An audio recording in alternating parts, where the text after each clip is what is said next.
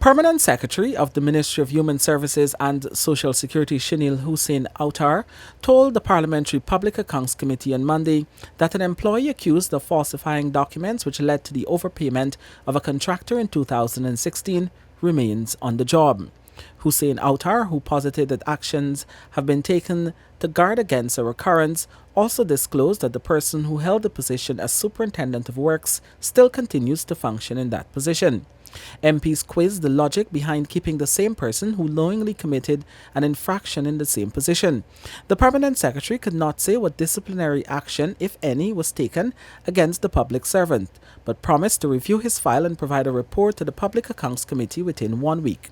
Hussein Autar said the Superintendent of Works carried out his duties without any engineer and staff in 2016, but there is now an engineer employed. In 2016, Mr. Chairman, did this ministry have an engineer and a superintendent of works? Yes, they did have a superintendent of works. And an engineer or just a superintendent of works? Only a superintendent of works. And you're indicating to PAC that at this time they were paying without the necessary measurements?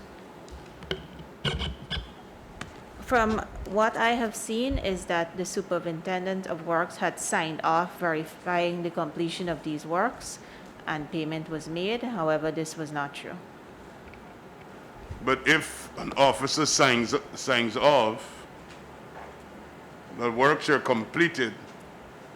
When it is not completed, could you tell PAC what action was taken against that officer?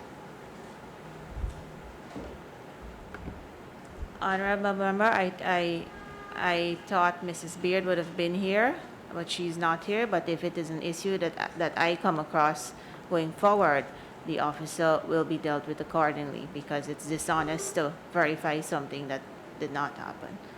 Could I further inquire if this officer is still in the employ of the ministry? Is it the same person who's the superintendent of works today? I will have to get back to you with that. None of your officers here could help you with that? Yes? Yes, it is the same. I'm guided that it's the same superintendent of works. So we have the same gentleman who signed off payments for works that were not done.